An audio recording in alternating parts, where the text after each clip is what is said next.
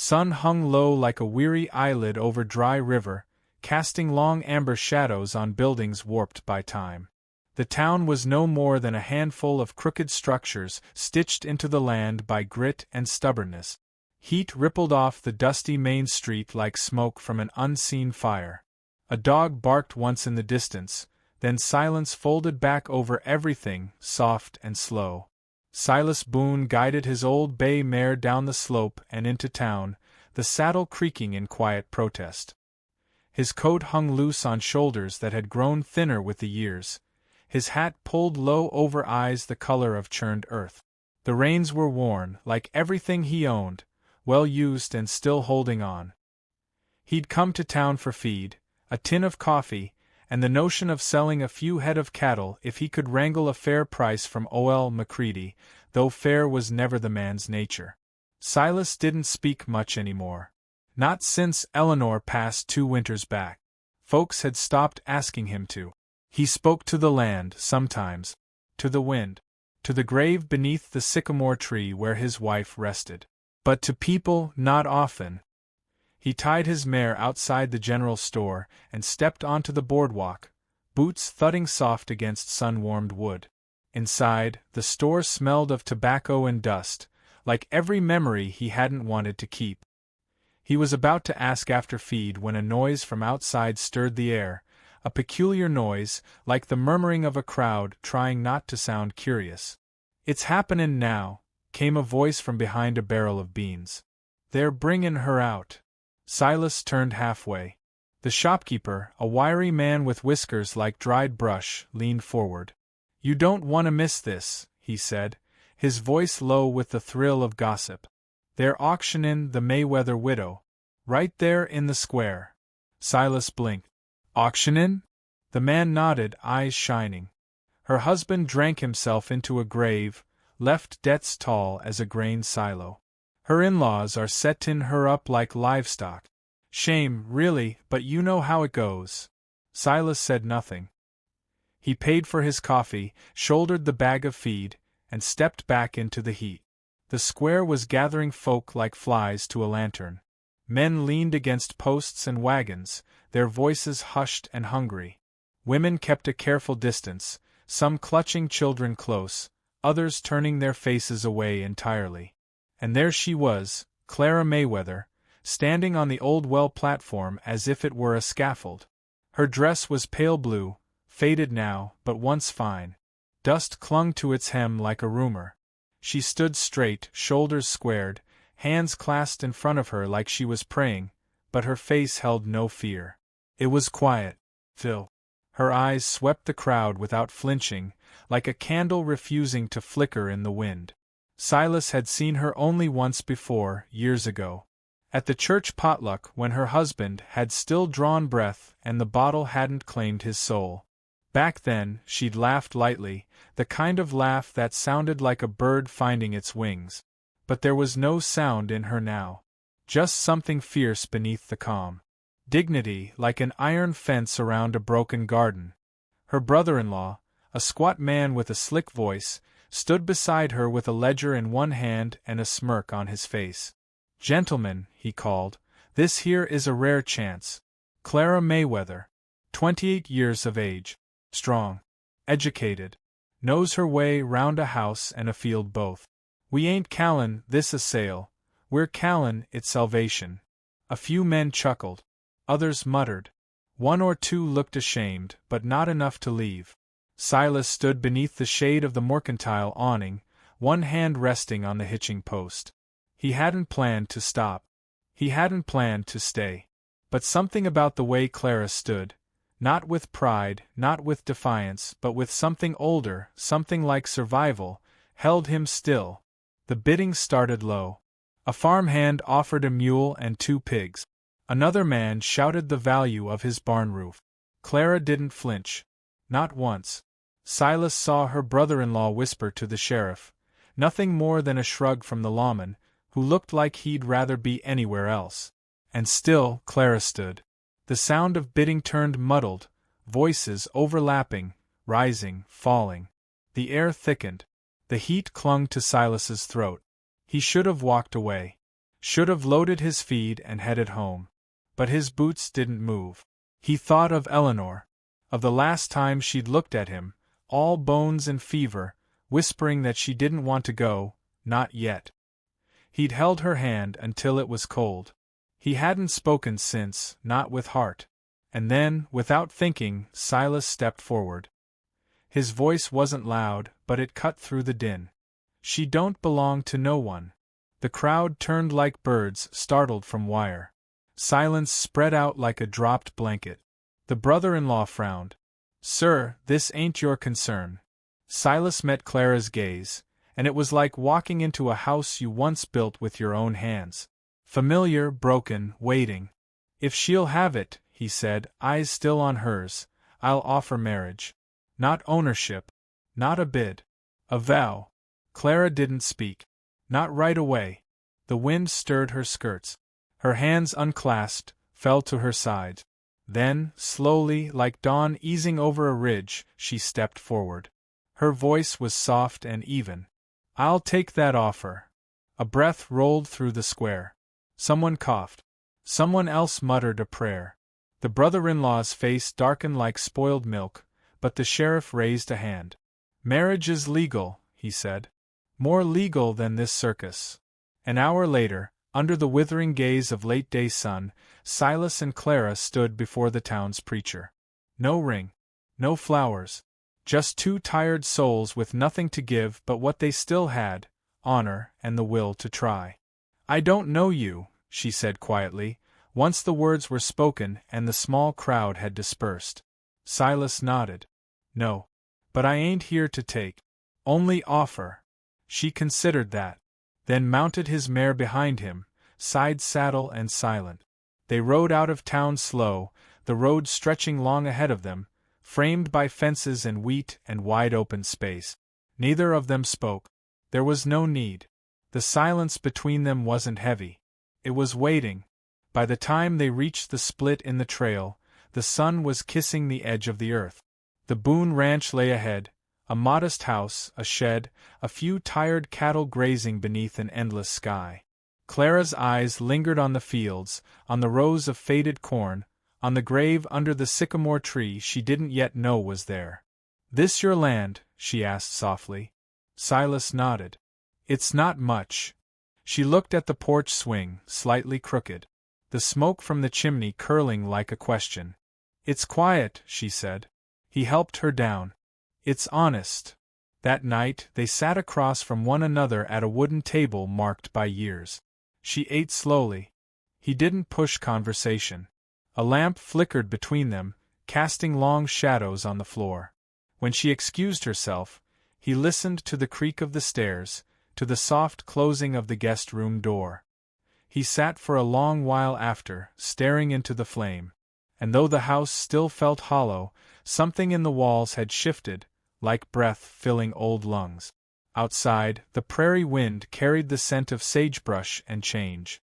And in the quiet heart of that broken land, something unnamed had begun to bloom. The first morning came with a gray hush, as if the land itself was holding its breath. Mist clung to the fence posts and curled around the barn like memory refusing to leave. Inside the modest house, silence greeted Clara when she opened her eyes. The room she'd slept in was plain, 4 walls painted with wear, a small window that let in light like kindness, and a hand-sewn quilt that smelled faintly of lavender and smoke. She rose slowly, stiff from a night in a strange bed, and wrapped the shawl tighter around her shoulders. The floor creaked beneath her step. Downstairs, Silas was already at the stove. Coffee simmered in a dented pot, and the scent of frying eggs softened the edges of the morning. He didn't look up when she entered, but his voice reached her like a low tide brushing the shore. "There's sugar, if you want it." She poured herself a cup and sat across from him. His eyes were still hidden beneath the brim of his hat, though they were inside now, no sun to shade from. He ate with the quiet habit of a man who'd done it alone too long, fork in left hand, right thumb tracing the edge of the plate between bites. "I can take the wash," Clara said after a moment. "Or the garden. Whatever's needed." Silas chewed, then swallowed. "You're not a servant here." I'm not idle either. His gaze lifted then, slow and steady. For the first time their eyes held. Something unspoken passed between them, an agreement perhaps, or the first line of one. There's work, he said. We'll share it. That was all. But it was enough. The day unfolded like a field unfurling in sunlight.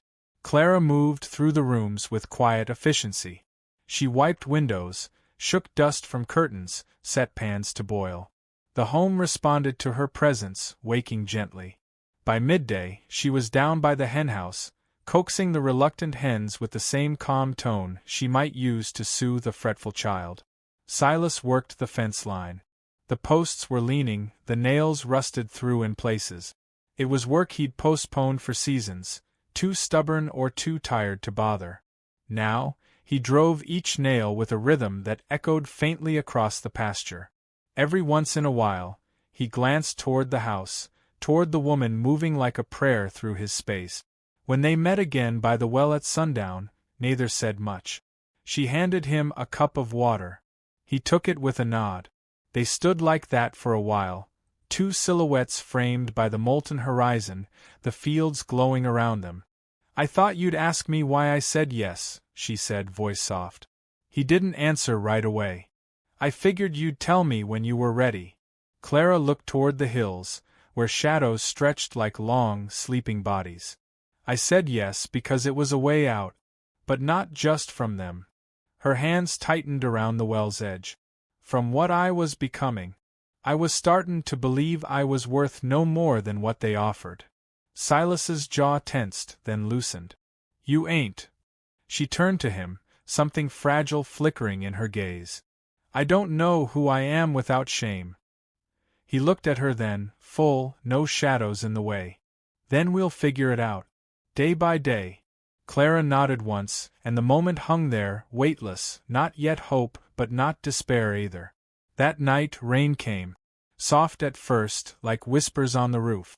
Then steadier, drumming out the hush that had settled into the walls. Clara sat by the window in the guest room, watching it slide down the glass.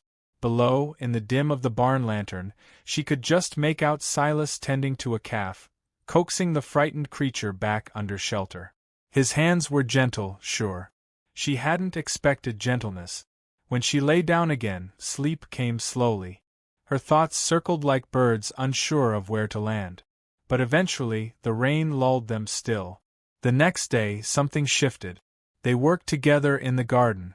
Clara bent over rows of weeds and wild mint while Silas mended the broken gate. At some point, he joined her, brushing his hands against the soil, testing its depth. Needs turning, he muttered. I can do it, she said. You shouldn't have to. I want to. They worked in rhythm then, the kind that doesn't require words. He showed her how to test for root rot, how to feel the hidden dampness of the earth with her palm. She showed him how to brace the vine cages with fewer nails, using twine and steady knots instead. Their hands dirted. Their breath slowed. He told her about the first storm that nearly washed the whole garden away years ago. She told him how she once planted wildflowers in secret, just to see if anything beautiful could survive near the Mayweather house. They didn't laugh, not yet. But their silences softened. Later, they shared bread and pickled beans on the porch, watching the sun climb down the sky again. Clara's hands were blistered, her back sore, but she sat straighter than she had in years. Her eyes followed the movements of the horizon like she was learning a new language. You don't talk much, she said after a while. Silas shifted in his chair. Never saw the need to fill space just to hear myself. She nodded. It's a comfort sometimes. The quiet. He looked at her, his expression unreadable. Most folks think quiet means emptiness, he said. But it can mean peace. Or rebuilding, she added. Their eyes met again. There it was, the flicker of something that could be trust. The next morning, the letter came.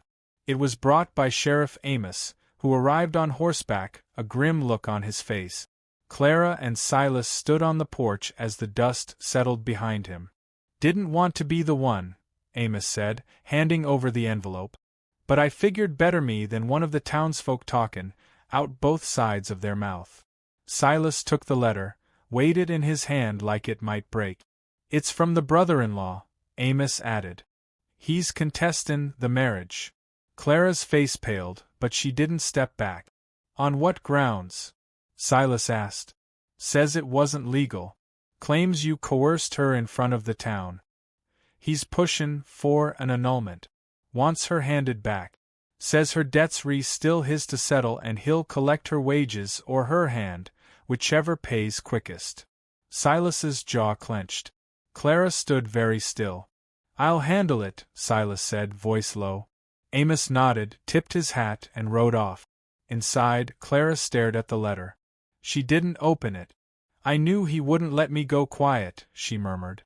"You don't belong to him," Silas said. "He don't see it that way." He took the letter from her hand and set it on the mantel without opening it. "You said yes to me. That means something. He can't undo it with paper." She looked at him, tired and resolute. "And if he tries to drag us through court?" Silas held her gaze. "Then we let him see what it means to stand in front of two people who ain't breakin'." For the first time, her lips trembled with the threat of a smile. "You talk like it's already us." He didn't flinch. "Feels like it is." The fire crackled in the hearth, throwing shadows across their faces. Clara stepped closer to the warmth. "That was only one day," she whispered. Silas looked at her, steady as stone. "One day's all it takes. One day to stand up. One day to walk away. One day to change the rest." She didn't speak. But she didn't step back. Outside, the wind shifted, brushing past the porch like it had somewhere to be. The trees swayed in slow rhythm, leaves murmuring secrets. Inside, two strangers stood not as strangers anymore. Not quite. Not yet lovers. But something between, something sacred in its slowness.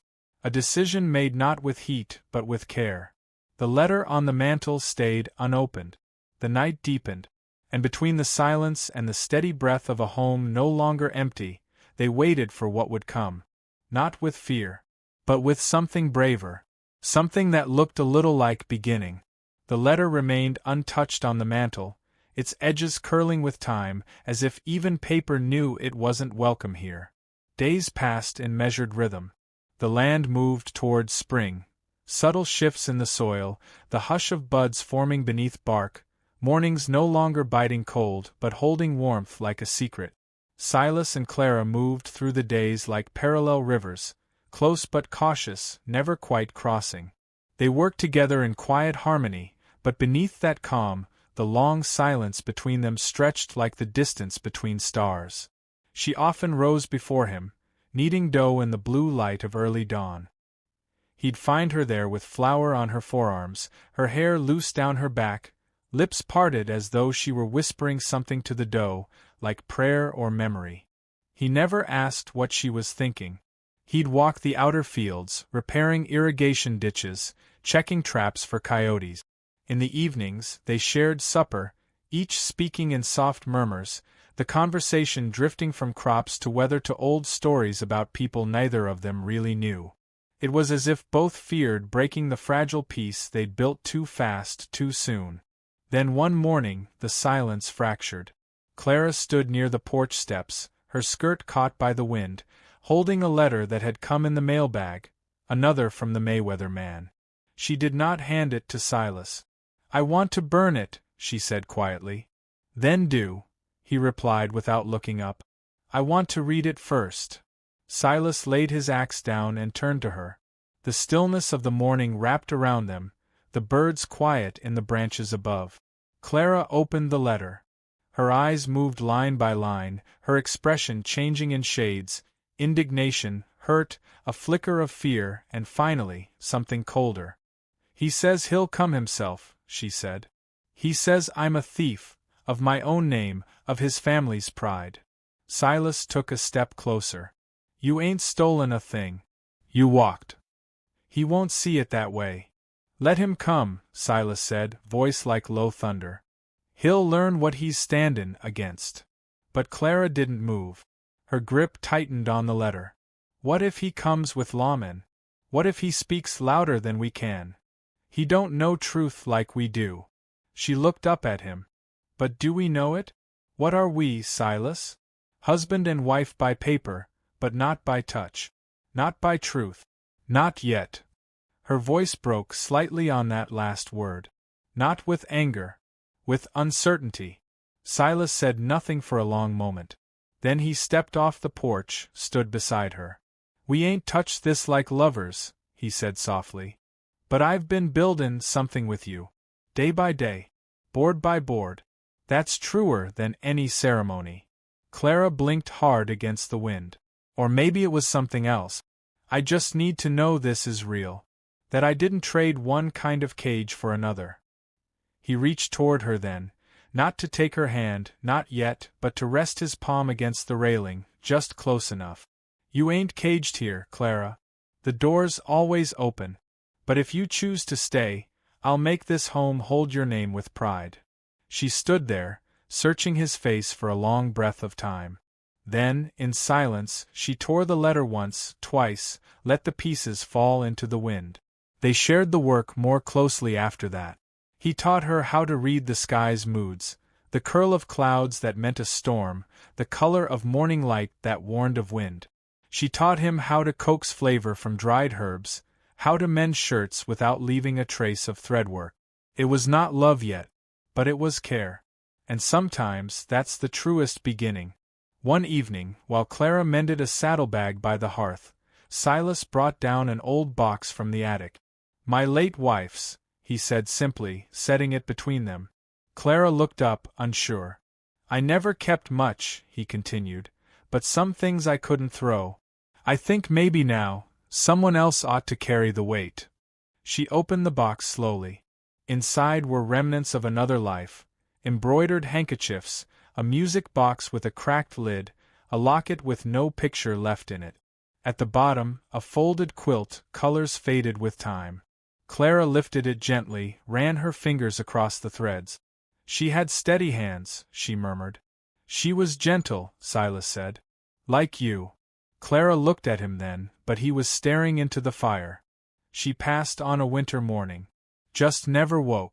The silence afterward felt like it'd last forever. Clara placed the quilt on her lap, smoothing it. I know that silence, she whispered. I lived in it after Samuel, after the war took him.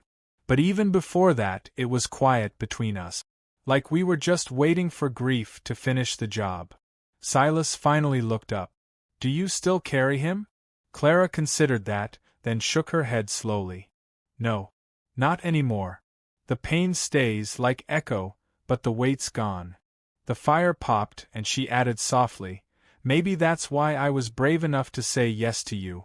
Not because I didn't love him, but because I knew how to live without. Silas reached toward her then, not with force, but with an open palm. She placed her hand in his. For the first time, the silence between them held something tender. Later that week, the town buzzed with whispers. Clara's name stirred in saloon corners, and under the breaths of gossiping wives in church. The Mayweather man had arrived. He came not with rage, but with smirk and sharp tongue. A well-cut suit, papers thick with legal ink. He stood at the general store, speaking loud enough for all to hear. That woman was my kin, he said. She took what wasn't hers. And now she's hiding behind a farmer's name, like it means something. Word reached Silas by sundown. Clara stood on the porch when he returned, her shoulders drawn tight. He's come to shame me again, she said. Silas walked past her and picked up the letter still sealed in the drawer, the one from before. You've got a choice, he said, turning to her. You can let him define your name, or you can walk beside me into town tomorrow and show him it's yours to keep. Clara looked toward the fading sun. If I go, I want to walk there. Not ride. He nodded. Then I'll walk with you. And so they did. The next morning, they left at first light. The dirt road stretched long, the wind crisp with the breath of spring. They didn't speak much, but their silence now was companionable. Clara wore her mother's shawl, its stitching worn but proud. Silas wore a clean shirt and the hat he saved for Sunday. By the time they reached town, folk were already gathering. Word traveled fast. There, in front of the sheriff's office, stood Mr. Mayweather. His boots polished, his voice oily as ever. "Well, look what crawled in from the prairie," he sneered.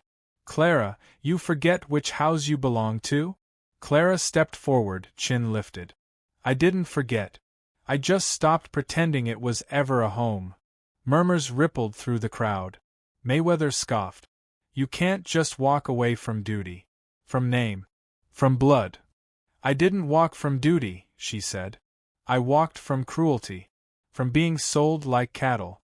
From a name that used mine like rope." Silas stepped beside her. "You talk like she's property," he said low. "She's not. She's bound by debt. She's bound by choice now." The sheriff stepped forward then, clearing his throat. "You got papers sayin' the marriage was invalid?" Mayweather's smirk faltered. "No. But it's improper. Everyone knows." "Then you got no claim," the sheriff said. "She's a free woman. She chose him. That's law." Silas looked at Clara then. "Tell him yourself." She stepped forward, her voice clear. "I am Clara Walker now. By my choosing. And no man, not blood, not law, not legacy, gets to rewrite that." There was a pause, deep and full. Then the people began to nod. The Mayweather man blustered, barked a threat, but no one listened. He stormed off not long after, dust trailing behind him like shame. As the sun lowered behind the hills, Silas and Clara walked home side by side, slower now. The road felt different, less like something to survive, more like something to belong to. "You didn't have to come," she said, quietly. "I did," he replied. They walked on, and then, halfway home, she reached for his hand. This time, she held it fully. There was no rush, no kiss, just the clasp of two hands, firm, certain. And in that simple gesture, the long silence between them finally ended. It was not just survival now. It was beginning. The storm arrived 3 days later, not the kind made of rain and thunder, but of memories and truths that refused to stay buried. It was the end of March when the wind began to shift, pushing clouds like a herd of wild horses across the sky. The land, so recently softened by spring, hardened again beneath a gray veil. Silas stood out in the west pasture, hammering a stubborn post into frozen ground, when he heard the rider coming. One man, cloaked in a long oilskin coat, his hat pulled low. The kind of man who didn't wave, didn't speak, just stared with the stillness of a threat. He waited by the fence line, boots unmoving in the churned mud. "You Silas Walker?" the man finally asked, voice cold and flat. Silas nodded. He didn't put down the hammer. "I come on behalf of Mr. Mayweather." Silas didn't blink. "He left town." "Not far enough," the man said. "He wants what's his. Says that woman you married owes him land and silver. Says the debt passed to you." Silas walked slowly toward the rider, each step deliberate. "There was no debt. Only cruelty. You can ride back and tell him that." The man smiled, but it didn't touch his eyes. "He ain't a skin. Then he turned and rode off without another word, leaving behind a trail of churned dirt and something darker, like the cold warning of a coming freeze. That evening, Silas didn't mention the rider to Clara. Not yet. She was humming softly in the kitchen, slicing carrots for stew, the light from the hearth catching gold in her hair. There was a peace in the room, fragile as lace, and he let it linger. Instead, he sat beside her and began mending the frayed end of the quilt they'd taken to sleeping under. They worked quietly, shoulder to shoulder, the fire crackling like a slow heartbeat between them. "Tomorrow," Clara said softly, "I want to plant sweet peas along the fence. Mama used to say they bring good fortune in hard times." Silas nodded, his fingers slow but steady in the fabric. "We could use some of that." They didn't speak of the shadow that had returned. Not yet. By morning, the wind had teeth. Silas rode into town alone to speak with the sheriff. He returned with heavy news and a face carved in stone. Clara met him on the porch, brow furrowed. He's coming back, Silas said. Mayweather. With papers and men. He means to make noise. Clara's breath caught. Will the sheriff stand with us? He'll stand behind the law. And the law don't always care who bleeds first. Clara sat down slowly, her hands twisting in her lap. What does he want? Control. Same as before. Silas crouched before her, voice low and steady. We can leave. Pack what we need. Start somewhere new. I've enough saved to buy land west of the ridge. Quiet country. She looked away, eyes tracing the shape of the horizon. Then she shook her head. If we run now, we never stop. He'll chase us wherever pride can reach. Silas placed his hand gently over hers. Then we don't run. Clara looked down at his hand. You're not bound to this. You married a stranger to give her freedom, not to fight her ghosts. Silas smiled faintly. They ain't your ghosts alone anymore.